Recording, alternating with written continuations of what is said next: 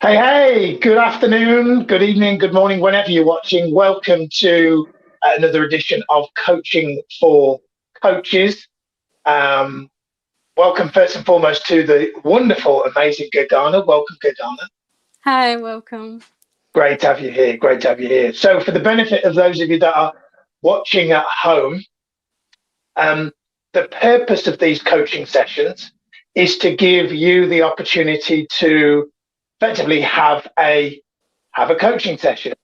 Over the past few years, I've been really lucky to have coached some incredible human beings, talented musicians, Hollywood actors and actresses. And um, the purpose of this session is to really give you a bird's eye view into what it's like to have um, me as your coach. I've coached for people like Tony Robbins' organization, so this is an opportunity for you watching at home to effectively get a coaching session through a kind of third person perspective. So as I take you through this coaching session with Gagana, my recommendation for those of you that are watching is treat it as if you're being coached. Some of my most powerful sessions with many of my coaches, I haven't been being coached. I've been just watching the coaching session. It's amazing how much how many insights I've found that I've got myself just by watching and listening in to another person's coaching session. So see this as an opportunity for you to get potentially some coaching on areas of your life that you maybe want some challenges as well. So Gagana, thank you again for being willing to play today. So let's play, shall we? Yes, thank you so much as Amazing, well. amazing. You're welcome. So before the session, for everybody else's benefit, Gagana did send over some things that she wanted to speak about, things that she wanted to have some coaching around today. However, before I kind of go into that, what I want to do is to check in that the what you filled in would truly be the best use of our time. So I want to ask you a question Sure. to really help to kind of frame the context of the call. So my question, Gagana, that I want to start with is um, today's date at the time of doing this video is the 17th of November, 2021. If we were able to fast forward to 17th of November, 2022, and by coincidence or design, you and I are having a conversation. And in that conversation, we're talking about how the last year has been for you. And in your words, you kind of say, it's been amazing, it's been incredible. Some of my key goals and dreams have manifested. I'm happier, whatever you would have said that would have been ideal result over that 12-month period. And when I then ask you, well, what's your secret? Like, what has been the Yeah. difference maker? What's been the biggest, what's been a catalyst for all that change? You say in your words, Miles, we had a coaching conversation back on this stupid StreamYard platform where everybody else could listen in to me being coached by you, an incredibly in private coaching conversation that I thought was going to be really stiff and awkward turned out to actually be really, really a life changer, a game changer. And there were some things that we spoke about in that call that really made the biggest difference. Gagana, for that to be true, what would we need to talk about today? Thank you so much for this question, first of all. And I found myself struggling when a new page in my life comes. And when I'm facing new challenges. And when, for example, I meet new people and I want them in my life, how to keep the balance and how to keep my goals straight without losing my focus, without losing the meaning behind everything. And in order to do so, I'm trying to balance the abundance we all wish ourselves to have. So I would love to have this kind of time managing skill in order to keep everything checked, keep everything in the frame of I'm doing it. Like it's in my control. I know we can't be able to control everything, but what is in my control to be in order. I love that you said that. There's this thing that I learned a few years ago called the threshold of control. And you've hit the nail on the head, which is you want to be able, it sounds to me like you want to be able to control the things that are within your control. Exactly. And I think a lot of people fail to realize that there are things within their control that they actually complain about. And there's nothing wrong to an extent with complaining about things out of our control. You know, the pandemic was something that a lot of that was out of our control. But the meaning which we gave to the pandemic, the state that we had on a daily basis during the pandemic, as long as we were alive and fit and healthy and well, was within our control. And I think the having an awareness of what is in my control, what isn't in my control, and focusing 100% of your energy on maximizing the things that are within your control will instantly make you feel like you're making more progress. Because often people talk about feeling like they're not where they want to be yet. Sometimes a small, like for example, for years I sold fitness memberships for a living. And it's amazing. I remember showing people around a gym who were, in their words, overweight. They had their first session and they came out sweating, like one of my old training mentors would call sweat beads of greatness. Yeah. They'd be sweating beads of greatness. And I'd say, how do you feel? And they were like, I feel amazing. Now, they've had one workout. They haven't, for all intents and purposes, lost any weight whatsoever. But isn't it true that sometimes just one little incremental step forward, you feel like you're making progress, you feel like you're on the path? Exactly. I think I heard Tony Robbins years ago say, progress equals happiness. Progress equals happiness. Even if you're not where you want to be yet, as long as you're on the right path, as long as you feel like you're making progress, you'll feel happy. So here's what I want to do with you today. I want to do something that is, and this is for everybody's benefit, actually. I want to do a exercise with you that comes from our coaching model that you yourself will know because you've been through our master coach training.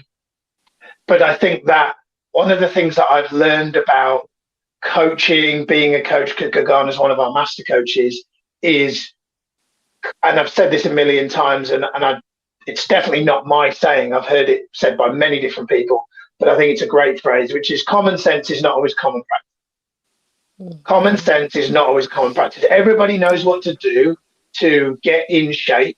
Forgive me for constantly using fitness analogies. I spent a long time in that area. Everybody knows what to do to get in shape, but not everybody is in shape. Why is that?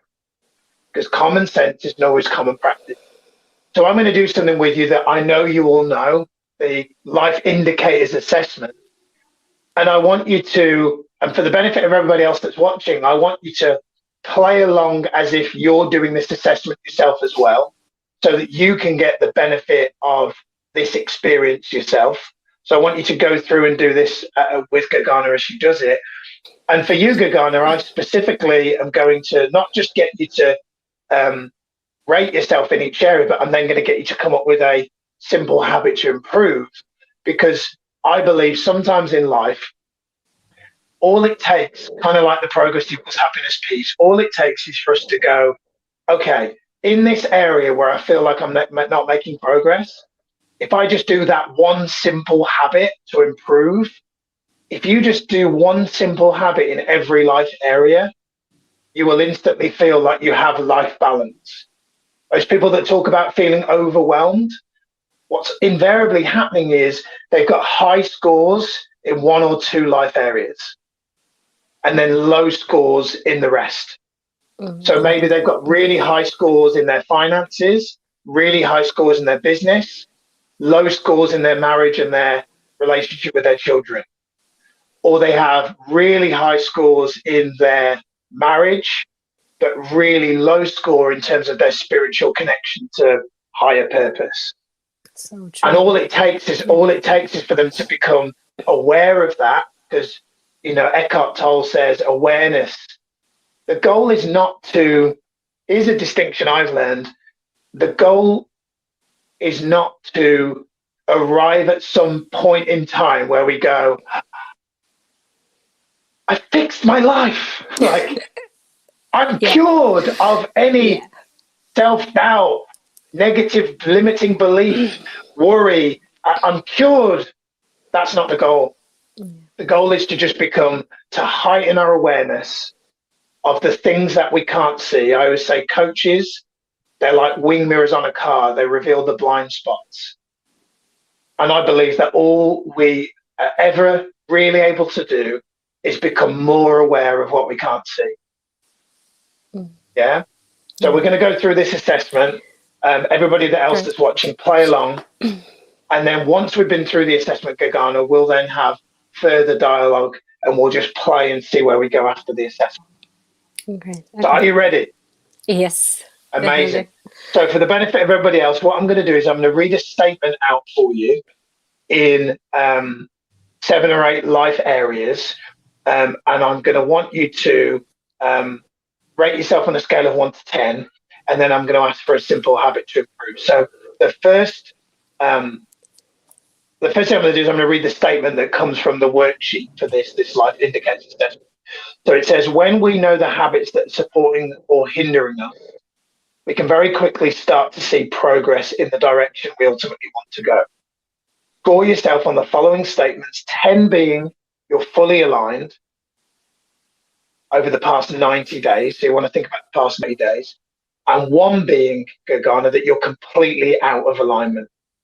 Once you have a score, I'm then going to get you to come up with 1 simple habit that you can implement in the next 7 days that would move you up 1 point better. So we're not looking for you to go from, if you pick a 5 out of 10, we're not looking for you to go to 10, because at the end of the day, if a person said they had an aspiration to run a marathon and they've never run more than 3 miles in their life, the goal shouldn't be to run a marathon. It should be within a few weeks to be competent running 4 miles. Okay. And then 5, and then 6. Life, Rome wasn't built in a day, and a marathon isn't run overnight if you've never run more than 3 miles, right? So, first one, we're going to start with health. So the statement reads, I wake up every day with vibrancy and a spring in my step. I exercise with low and high intensity at least once per day and feel I am fitter and healthier than I've ever been. I get my required amount of sleep daily and I eat at least 80% natural foods each day. I drink at least 3 liters of water daily and I regularly take care of myself so I can feel my best. Yeah. I would say 6 if we combine all the elements.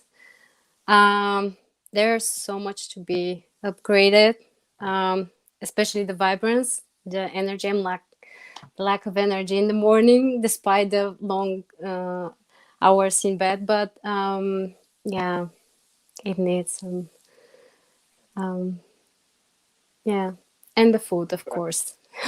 Yeah. Right? Awareness is the first step. So tell me, what would take you from a 6?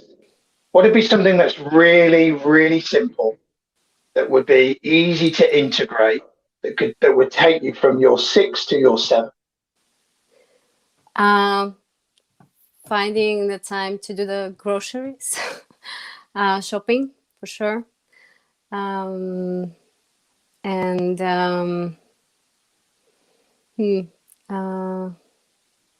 good one.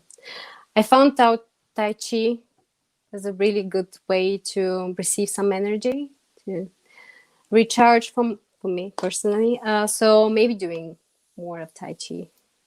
Okay. So if you had to pick one, finding time for groceries or doing Tai Chi, which one do you think would be the easiest one for you to take action? Tai Chi. Okay, Still not doing the good. groceries. Yeah. Good. Sometimes I found myself doing this when I'm coached. I believe that sometimes the first response is because it comes up so quickly, because that came up so quick, find time to do the food shopping. I believe that intellectually, you already know what needs to happen to find the time to do that, but it's clearly not being done for a good reason. So sometimes I've found that a bit like a person who has an addiction to something that's unhealthy, the way to resolve that addiction is to give them something else to be addicted to. Yes. So, for example, if a person is addicted to, um, like I've got a friend who's a nutritionist, and when he has someone who has had an addiction to chocolate, he's actually helped them to become addicted to dark chocolate because it's rather than going cold turkey. Do you know that phrase, cold turkey? Yes, yes. Rather than going completely elimination, which often can do more harm than good, he's going, okay, Correct. I see your addiction to chocolate. Let's replace your addiction with dark chocolate. Smart move. Yeah. Yeah. And then That could work. if we need to somehow swap that for something else, it will be an easier bridge than just completely just removing and eliminating, which often is not sustainable long term if that person enjoys that. So I'm glad you came up with then a secondary option, which was to do Tai Chi. So have you done Tai Chi before? Yes, a couple of times. At home and not only, but I'm not a practitioner. Like I'm not practicing it so often. Yeah. But yes, I found it really handy when you need immediately some energy to come and flow into your body. Found it really Right. really nice. Amazing. Yeah.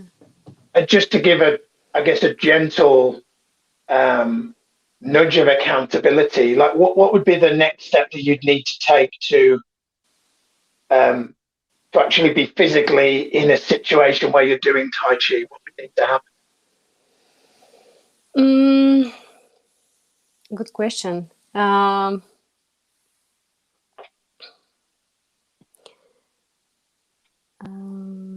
I honestly don't know. Maybe just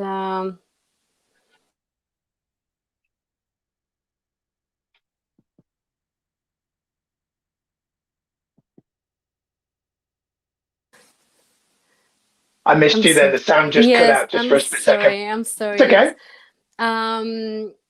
I got a cold. Actually, I don't know. Maybe when I'm back from work, just taking 15 minutes to ground myself and then immediately just make it a habit. Like no matter what, just do it. Just do it now. And yes, not finding excuses, not finding something else like the dark chocolate. It's just, or maybe this could be my dark chocolate. Like just go straight to the Tai Chi for 15 minutes, do that, and then the rest of the, and then you can actually plan the rest of your day, like to the groceries or sit and study. Yeah, to continue my day. Now I can't hear you.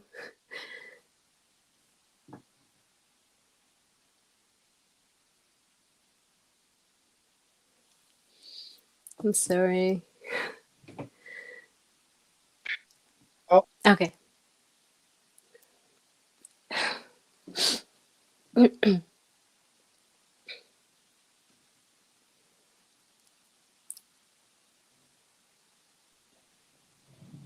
Oh, Gargana, we're back.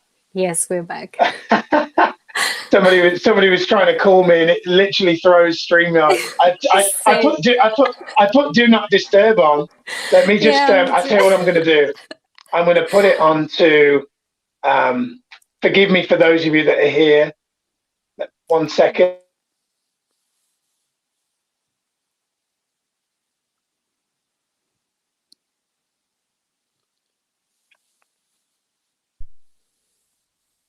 Okay, we're back. We there? We still here? Yes, yes. Okay, amazing. I put it on Good. airplane. I put it on airplane mode now, so that their phone call can't get through. Okay, so I could go further into the Tai Chi thing and how to make that stick. For the benefit of time, we'll move forward, and then if we have time, we'll come back to that. Okay. Next, let's talk about family and friends. It's the next area. So the question, the statement reads, Gagana, I make time each week for the family and friends that I'm deeply connected to. We have meaningful conversations regularly, and I feel we collectively support each other in pursuing our goals and dreams. I invest energy in new friendships.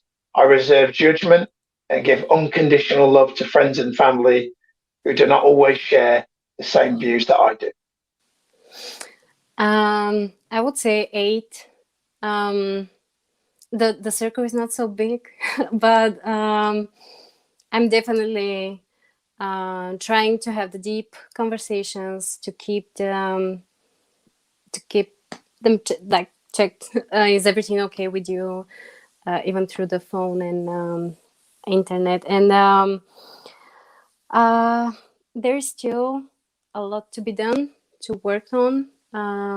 But yeah, this is one of the priorities lately. Right. The fact that you've set a high score, that's really great. What would make it a 9 in this area? Mm, Simple habit that could make it. I think more time to actually give them more of my personal time. I'm spending too much time with myself lately. So, and maybe show my gratitude to them. For example, a small present, handmade, or I don't know, something that will show them that I am here for them, not just calling and some words, but actions. Yeah, I think actions would be nice. Beautiful. Um, I think it's lovely what you just said there about gifts. I actually have a different view on what you just said. I think there's a lot of people that I know who will give gifts as a way of communicating their gratitude for people because maybe they don't have the courage that maybe you do to actually express how they feel. Thank you. So the fact that you are what I've heard you just say is I shouldn't just tell my family how much they mean to me. I should buy them gifts to show them, which is actually the reverse of what the majority of society do. So I actually think that's really admirable what you've just said. I think that's really, really. I think a lot of people maybe watching that might go, "Whoa!" Like that's really Thank powerful. you. Thank you. So Thank you. so I want to challenge you on the gifts thing, because often we create situations where the simple habit requires time, effort, energy that maybe we don't have. So, for example, earlier you said find time for groceries. Now, I believe that we've all got the same amount of hours in a week. It's about order of importance. A mum with children who has 4 children finds time to go to the gym. Another mum with 4 children doesn't. What's the difference? Order of importance. So if there isn't currently genuinely time for the grocery shopping, then if time is something that is a challenge for you, I believe that if you say, hey, I'm going to create gifts for them, and then you don't fulfill that, it could almost create a reverse effect where you are then feeling like there's one more thing on your list that you've not been able to fulfill, which makes you feel like, oh, I said I was going to create that gift or I was going to buy that gift and I haven't done it.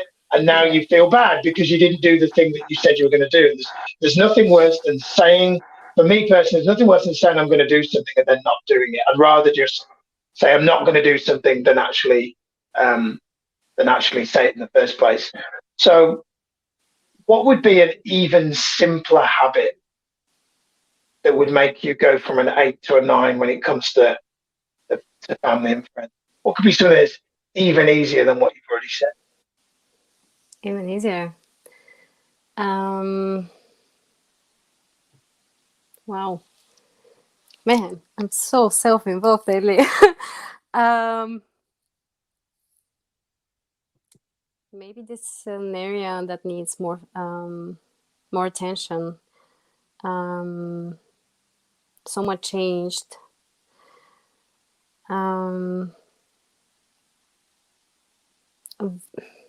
Easier. I honestly don't know. I mean, it would be nice to visit them more often, but I'm not able to fly so often. How do you communicate at the moment? I came to visit them for 2 weeks, but I won't be able to come back for Christmas. So this is something also that I had to reconsider.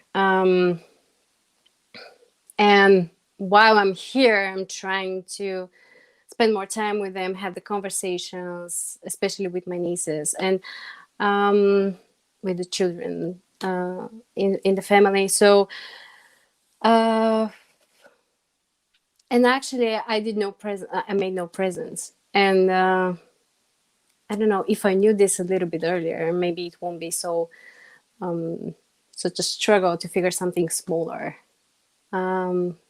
Because I think time and energy in our family, it's really crucial to have the conversations, to break the habits we have already in our family in order to grow as a community. So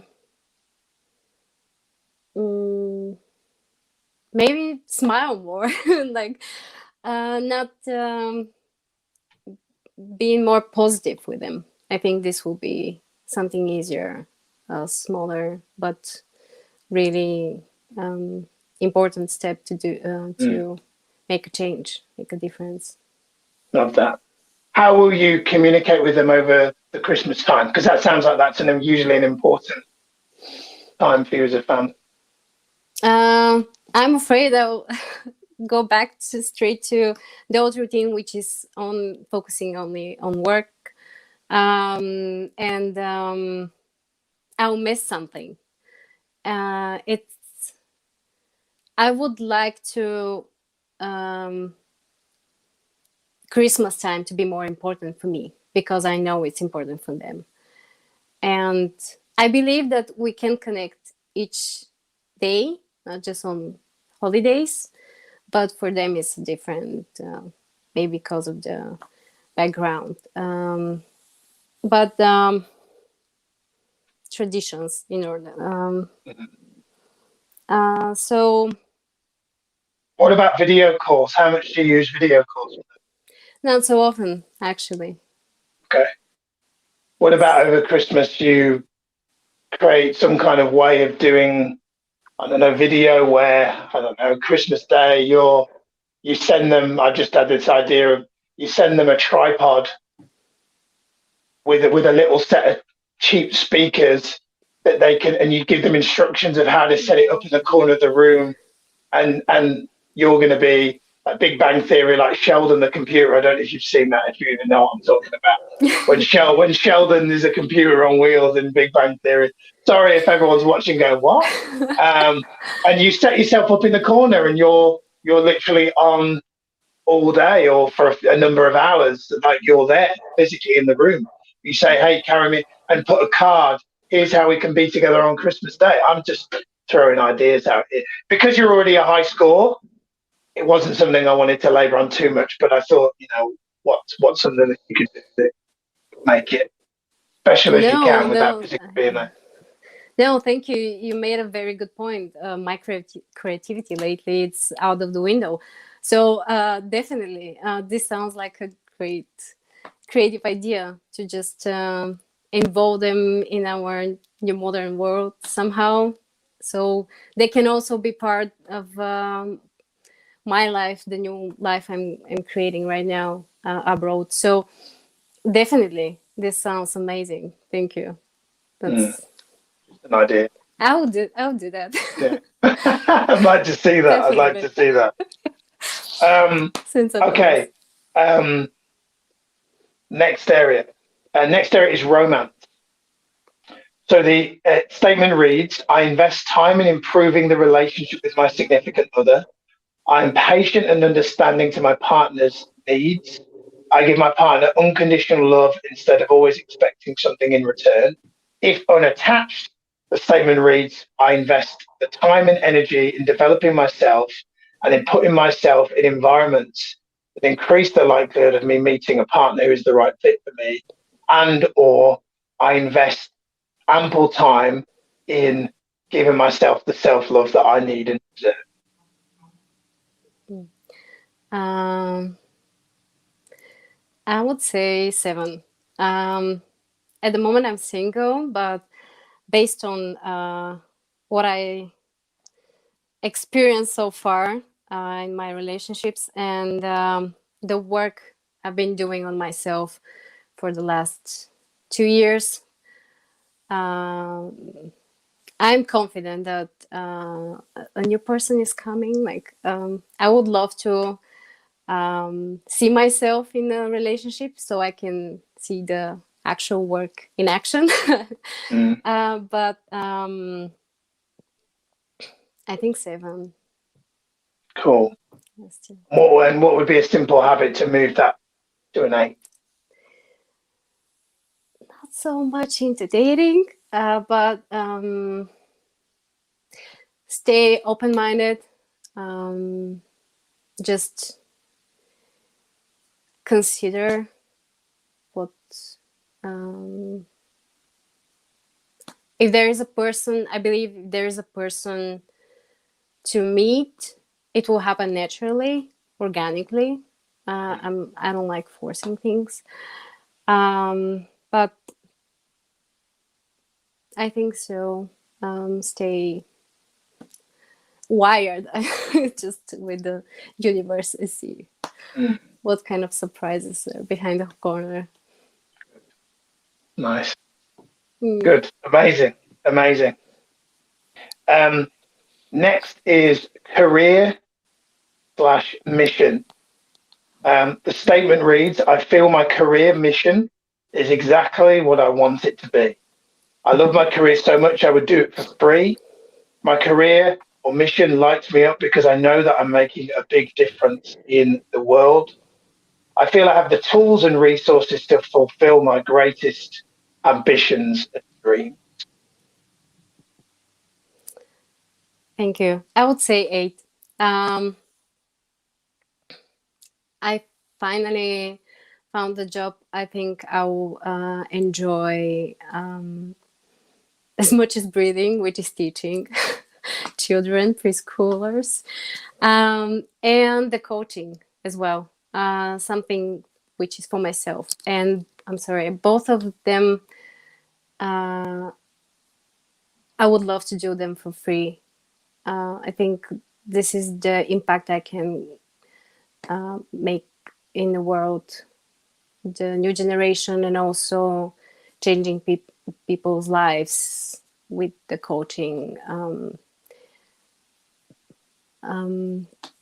path. It's both of them are life changing, I think. Good. And what's a simple habit to improve to go up to a 9 in this area? Um,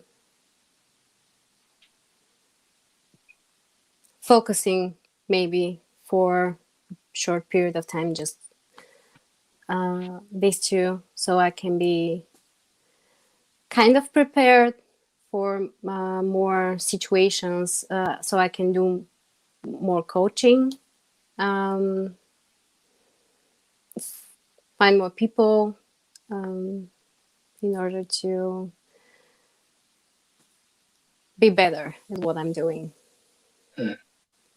Find more resources, practice more, Cool. work harder. Yeah.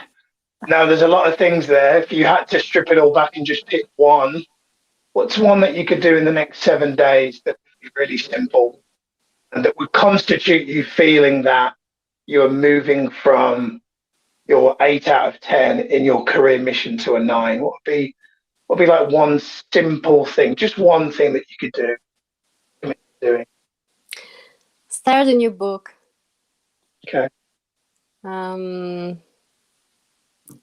I downloaded so many books on my Kindle, but I'm not reading them. So something which can upgrade my coaching, my views over the topic, and teaching as well. I mean, Cool. it's important to read about children and how to make people out of them.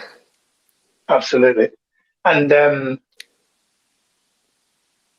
tell me, when could you read? If you had to kind of schedule it in, when would be the best time to do that so that that is most likely to happen?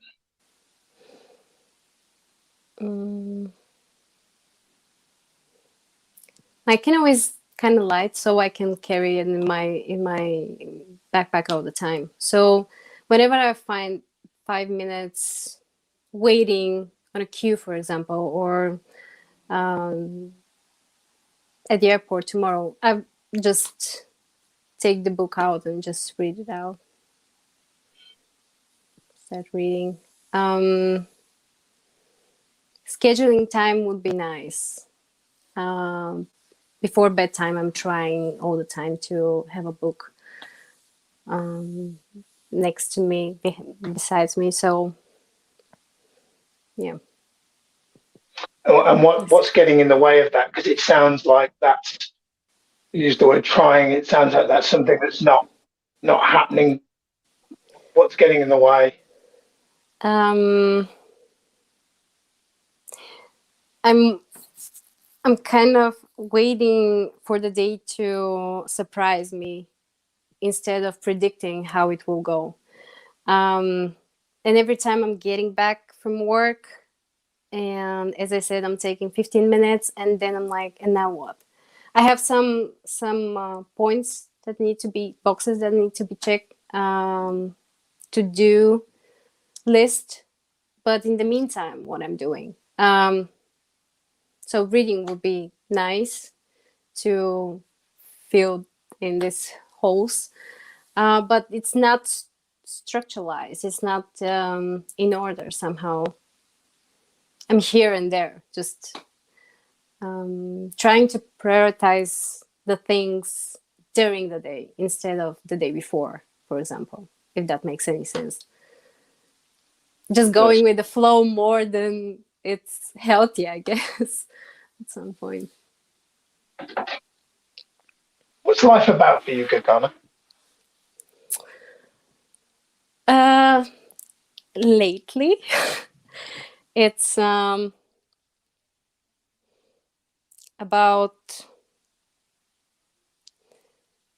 how to not fix, because I'm trying to stop fixing things. I saw that there's no point in that, but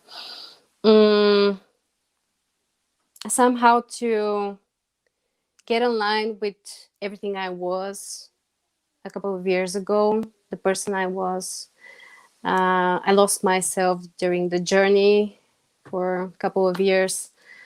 I did no singing, no playing the piano, absolutely nothing creative that I knew that keeps my engine going, running. And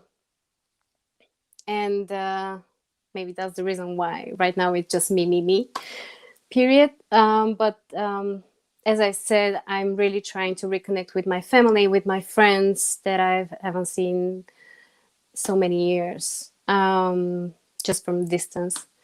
And to answer your question, it's about figuring it out right now. I'm trying to figure it out. And what do you currently have that you're doing that gets your engine going? Your phrase. Music, books, studying, just resetting my mindset in the way I would like to see it working in a couple of years forehand, like in the future.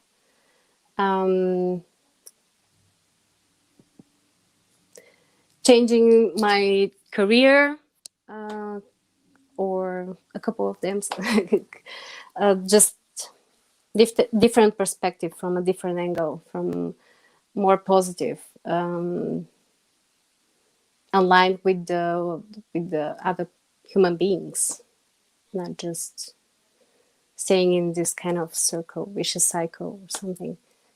Just be more aligned with everything what is going on around me.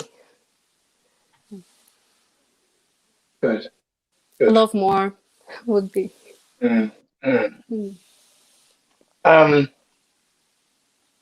Three more on the assessment. Let's do those.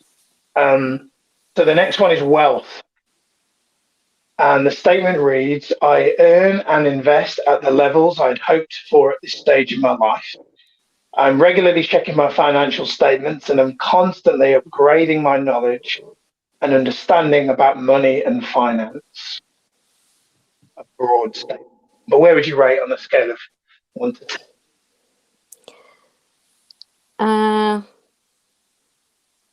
I would say 8. I'm really aware of my financial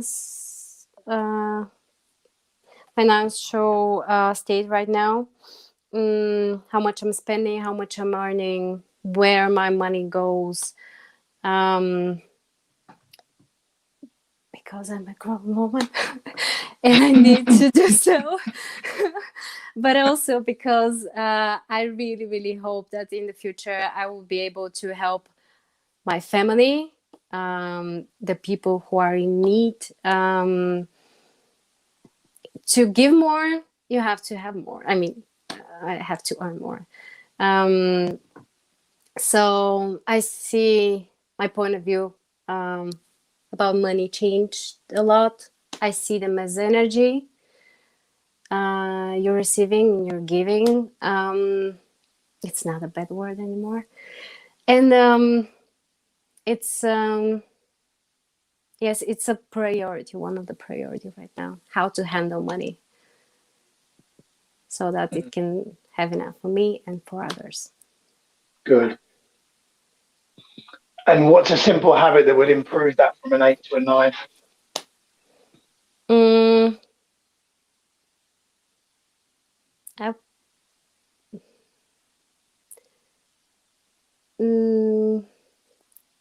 I believe it comes from quality, the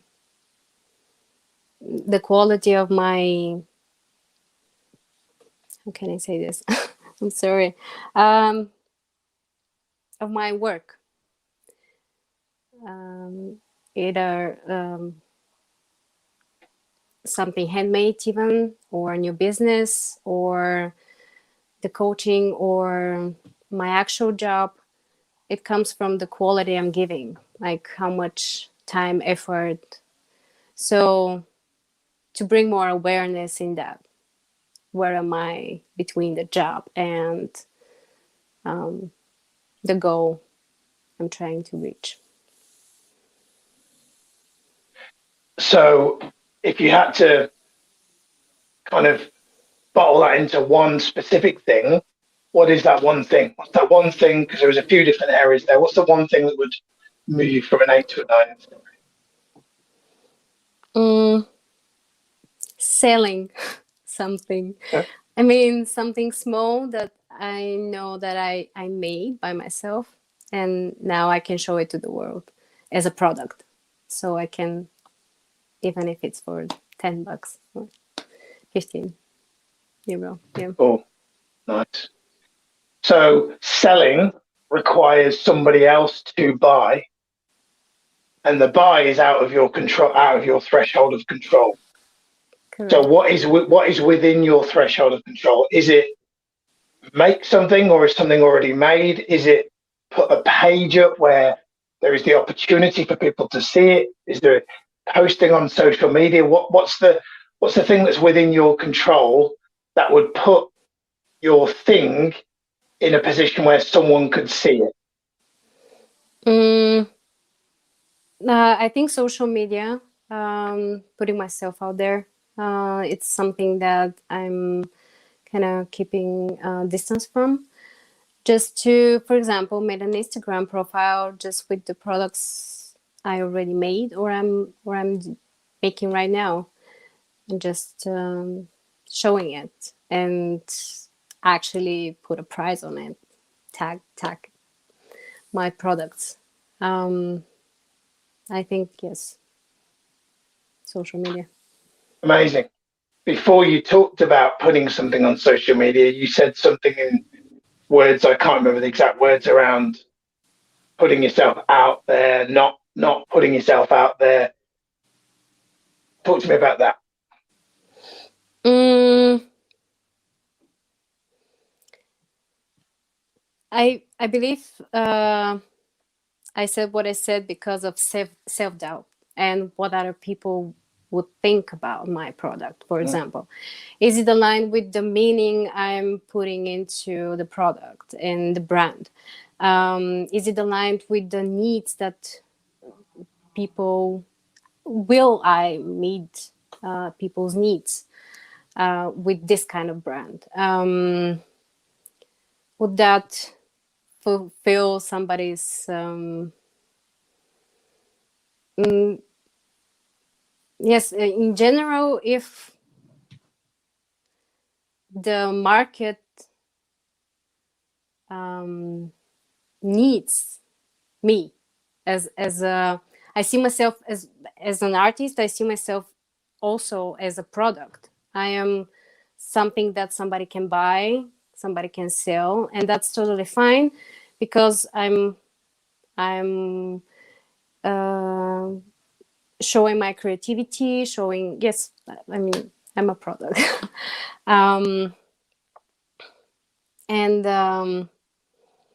self-doubt comes, I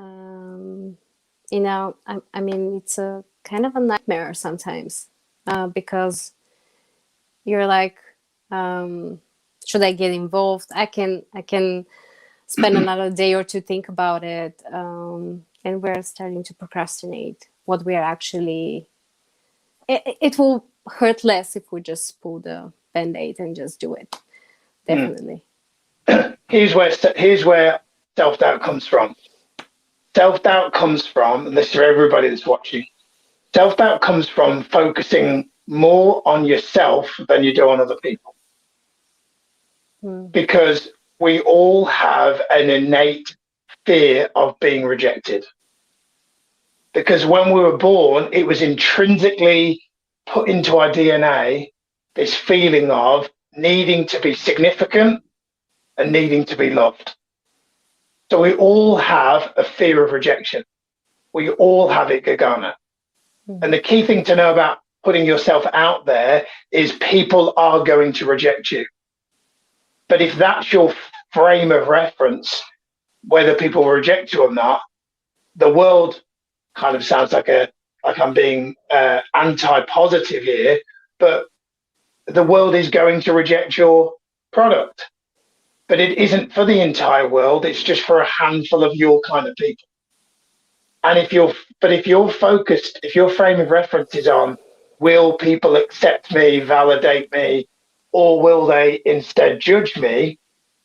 It suggests that your order of importance is will I remain significant in the eyes of the people that I put this out to, or will they reject me and stone me? And the problem with that is you're focused on the wrong thing. The thing that you need to focus on is the person that is your ideal client that you feel would greatly benefit from the product that you want to sell. Mm. If a doctor is, let me tell you an old story that's a metaphor, but that isn't true. I don't believe it's true, but it's a great metaphor of a doctor who is retired, sat on a park bench in a town centre reading a paper, relaxed, just come out of retirement, been in a coffee shop, warm coffee, scarf, relaxing, reading a paper.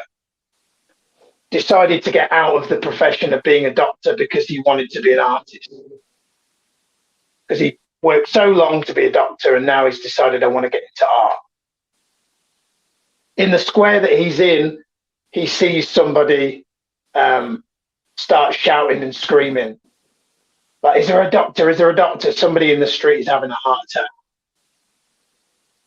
And obviously the doctor races over to go and help this person, because even though he's retired, he's still got the skills of being a doctor. Mm. What he doesn't do is go, yeah, I was a doctor, but I'm retired now. I'm an artist now. I'm just going to sit and just not do nothing. And the reason why the doctor would do that, even though he's retired, is because the mission is greater than him. And so he's willing to put himself to one side, put his art to one side, put his retirement to one side, and step back into that mission because it's a matter of life and death. Now, your work, you might not consider life and death, but if you think about your work as important as a doctor who's retired but is willing to step back into the line of duty, it will help you to think more about the people that you can serve and that you can help, rather than thinking about yourself. Thank you so much. It's a great story. It is so. How can you apply that to what you've just said? Because it's a nice story, but a nice story that's forgotten about if something isn't done to actually integrate and apply that into your life. Actually, I think it comes. I need to validate what I chose already. My purpose. As I said earlier, helping others. I mean, this is what we're all aiming to do, but if I keep this one as a priority, number one, no matter what, I think the rest will be okay. And yes, focusing on the right thing. Keep it in mind. I'm kind of trying to stay aware the last couple of days of my thoughts, and I even thought about, like, is it possible to meditate 24/7 without closing your eyes and staying still? Just, do I want to say something that I have in mind, or where this thought will lead me? Is it a positive? Is it a negative? Is it productive in order to achieve something, or is it just blah blah kind of conversation going on in my mind? So keeping my coming back to this thought, where is my focus, and keeping it into the meaningful thing that I'm doing would help a lot. So yeah, thank you. A recommendation, Gana, that I give to a lot of my clients is to come up with a list of reasons why you do what you do. Aim for 20, and aim for at least 10 of those reasons to not be about you, but be about the people that you can serve.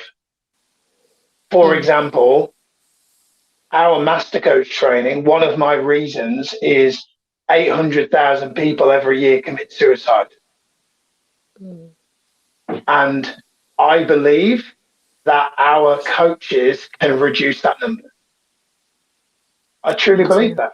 I Me believe too. that. I believe that coaching isn't probably the therapeutic modality or intervention that is required when a person is at the brink of committing suicide. That's too late. That's too late for coaching. That needs something much more extreme. But way back in that person's timeline, before they became suicidal, was just niggling thoughts, worries, Correct. doubts, fears, frustrations, anger. Mm. Back there, coaching could have stopped that spiral of getting to the suicide. I believe that. No, me too. Thank you for saying that, because I'm kind of regretting that I didn't find coaching 2 years ago when the toughest time in my life was happening. And the experience I had from this point on, I had to do it by myself. I had to coach myself without knowing that I'm coaching myself. So thank you for that. It's true. If somebody said something back then, of course, we're making our own choices, but it's life saving. That's what I'm also believing, and that's why I'm doing it as well. Good, good. Um, Two more on our assessment. Um, Recreation. Statement reads, I have a passionate pastime or hobby that allows me to detach and have fun. I schedule time to this recreational pastime regularly, and it is a non-negotiable part of my life. Where would you rate on a scale of 1 to 10? Um, 9. Oh, oh, Um, it's the some kind of sport, especially the roller skating when the weather was nice. Otherwise, it's running or biking, but some kind of exercising during the day. It doesn't matter what; it's just need to be done. It's just needs to be to happen. And I guess the question is how to get to 10. um, I didn't do it during my visit here, and I think it's because of the environment that I'm in. It's not something that people do here so often, being outside and exercising. So yeah, um, doing it no matter where, not just no matter what, but no matter where. okay.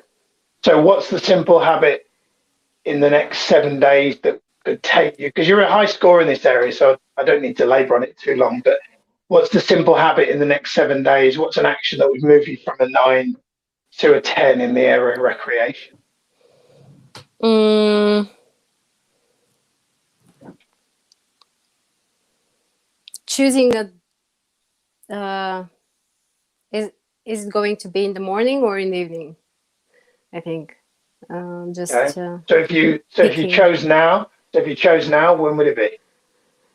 uh, morning, because it will be a challenge for me. I mean, in the mornings I'm still sleepy. I don't want to do much, so in the mornings. And how has that worked for you so far?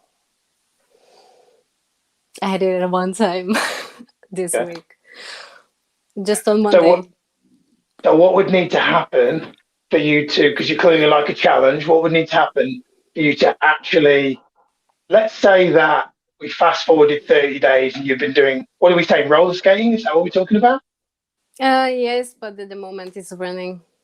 Okay, so let's say 30 days from now you've been running how many days a week? If you could fast forward and you went, Whoa, that was really good. I'm really proud of myself. How many days would you have run in 30 days in the morning for you to be proud? Mm, 15 days at Okay, least. 15. So 15, amazing. So if we were to fast forward a month and we had a magic crystal ball to show you a month into the future, and in the magic crystal ball, you looked in it and could see that you didn't run 15 times in the month. You didn't run anywhere near that. But in the magic crystal ball reveals, you can see the reason, the thing that was within your control that you didn't do that you should have done, or you did do that you shouldn't have done, that now you can see in the magic crystal ball. You can go, I see why that didn't happen. I know what I need to do about that. What's in the magic crystal ball?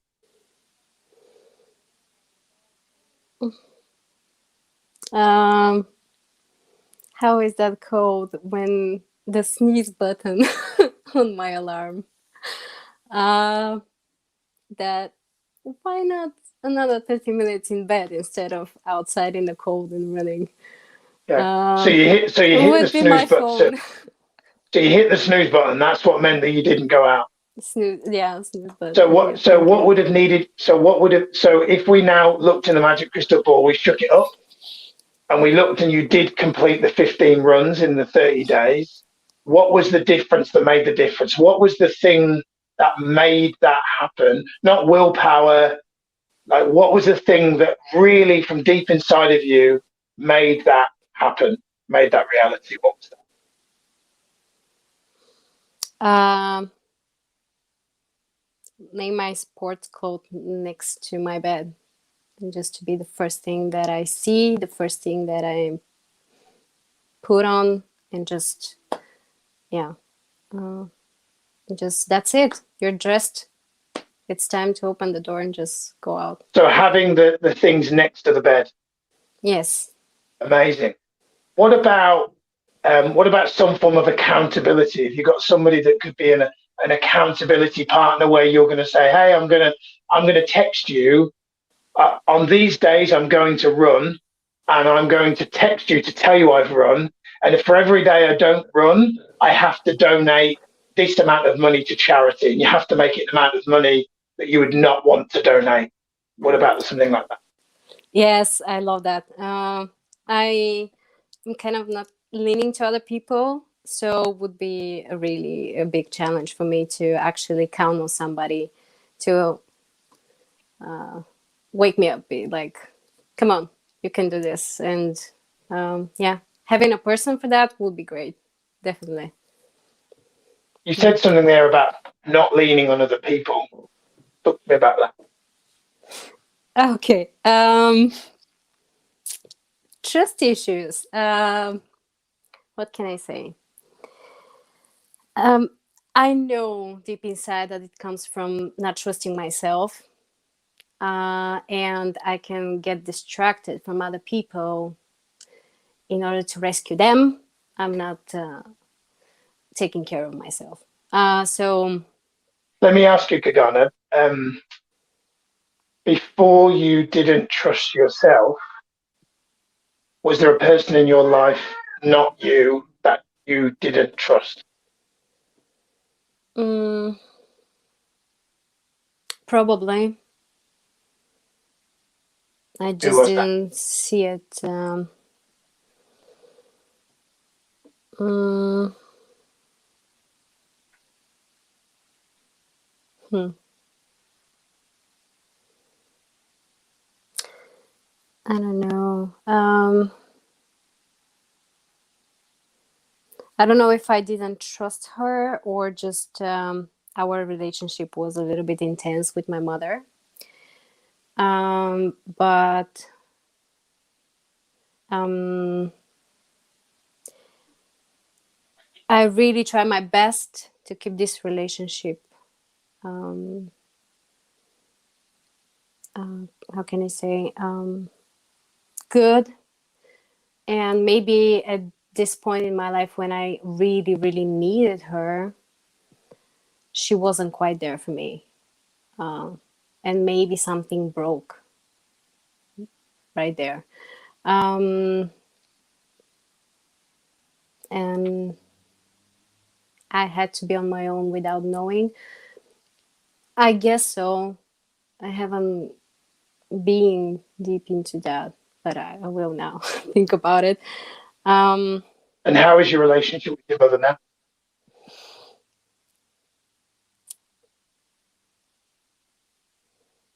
Kind of a pause uh, situation. I tried a couple of times to find a new approach, but it's not working so well. I mean, I'm again escaping from my own skin when I'm trying to talk to her. And the last. Let me ask you, Gagana. Sorry to interrupt you. No. Do you have children? Do you have children? No. But you have nieces and nephews, right? Did you say nieces and nephews? Yes. And you Yes. really care about your nieces and nephews, right? Definitely. How old are your nieces and nephews? 7 and 10. Okay. What makes you love your nieces and nephews? Because they're adorable. Okay. They're they're so honest. That's why I love working with children in general. They're just so straightforward. They're just Okay. saying what they like. Yeah, they don't. I want to do it. I want to do before we conclude. I want to do a quick exercise with you. I'm conscious of your time. You okay for time? A few more minutes. Yes. Yes. I want to do a quick exercise with you. I'd like you to close your eyes. Okay. I'd like you to imagine that you are in a room, in a family room where you would invariably spend time and play with your nieces and nephews.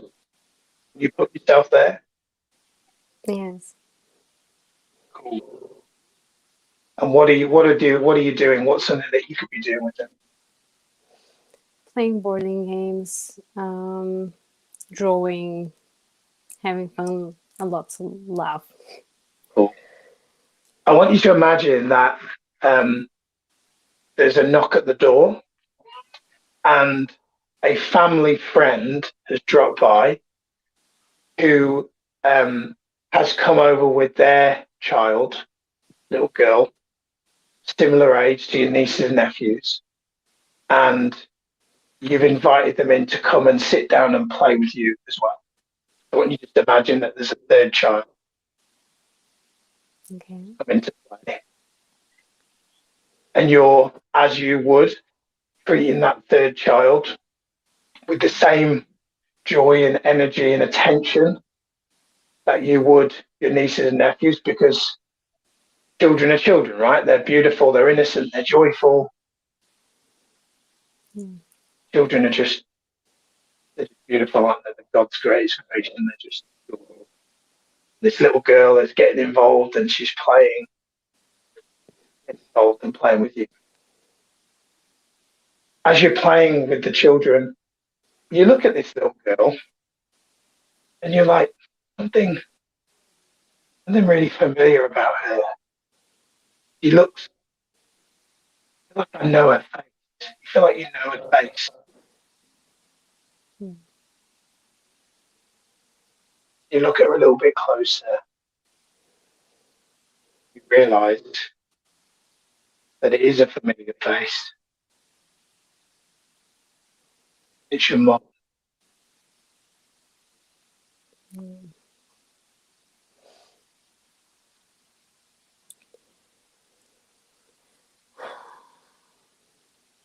I'll start crying immediately, I guess. Just. You can open your eyes. I'd usually do longer with you in that process, but the reason I share that with you, Gagana, is because your mum was a child once. You can open your eyes if you want to. Yeah. Your mum was a child once, and no one gives us a training manual of how to be a parent. Unfortunately, they don't. And at one point, your mum was a little girl who did just want to play, and something happened in her life which saw her change, and that change might not have been the way that you would have ideally wanted. But here's what I've learned, two lessons. One, I've learned this for me firsthand with my own mum, where I've not had the best relationship with her growing up. I have a picture of her age 4 with a little teddy bear, which is on my phone. If ever my mum aggravates me, I go to this picture and I see this picture, and immediately I send her unconditional love. It's very difficult to not send unconditional love to children. So if my mum annoys me, I look at this. Oh, the broadcaster that Garner's dropped off the broadcaster. I think a phone call's coming. For the benefit of everybody else that's still here, this picture that I have instantly snaps me out of this annoyance, frustration. Oh, Garner's back. Yes, I'm sorry. Something Oh, you're back. Yeah. So I was just saying this having a picture of her immediately snaps me out of any frustration, annoyance that I may have, and focus on her the way that you focus on your niece and nephew.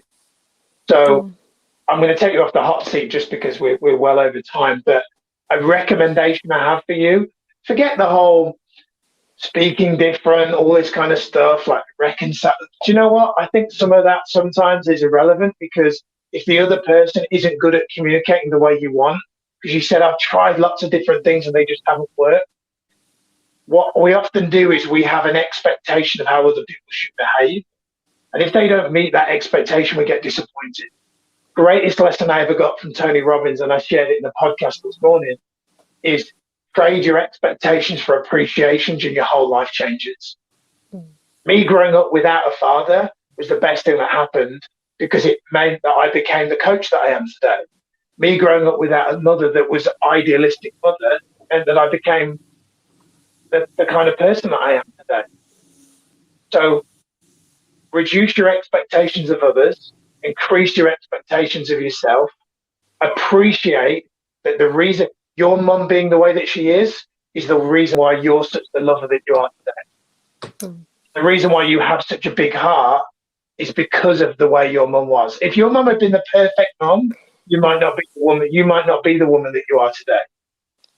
So many people, I bet you know, so many people that have perfect parents and they're fucked up because they had too much love, and now their relationships, they have relationship problems because their parents were so, oh, our mum was amazing. So then they never can meet, like a guy has a perfect mum. So every woman he ever meets can't match up to his mum. So he has relationship problems. So we have this idea sometimes that if things aren't, like, we want things to be a certain way, but if it was another way, you wouldn't be the person that you are today. Yes, thank you so much. I see her in my work with the children. So I definitely need to love her more, appreciate her more for the person who she is, and just letting each other being the people we are, because after all, we're humans. We messed up, but we're here. While we're involved in our lives, we can change and we can evolve, and then our relationship will benefit from that. But thank you, it's true. If it is at all possible to get a picture of her from when she was little, do you think you'd somehow be able to get a picture of her when she was little? That would be lovely. Yes. I can. Seriously, do you think there is a? Yeah. You could ask even her. My hairstyle right now, it's hers. I asked her. Really? Yeah. Wow. I asked her for a photo when she had the short hair, so I can do the same. But still, more love. Definitely more love. Okay, so that's my biggest challenge to you ending today's session, is to see if you can get a picture of her from when she was very little. Thank Not you. a teenager. It's got to be around the age or younger that your nieces and nephews are. And I want you to get that picture and put it somewhere where, even get it photographed, photocopied, so that if it gets lost, you've got it. Put it as your screensaver on your phone. So maybe get her to, if she can take a photo of it and send it to whatever. But as soon as you can, get something like that, put it on your fridge. It will make a big difference in terms of how you make it so that when she you ever ring on the phone, if you ring in a mobile, change the picture so that if it ever rings you, to be set to that image. Little actions like that make a big difference.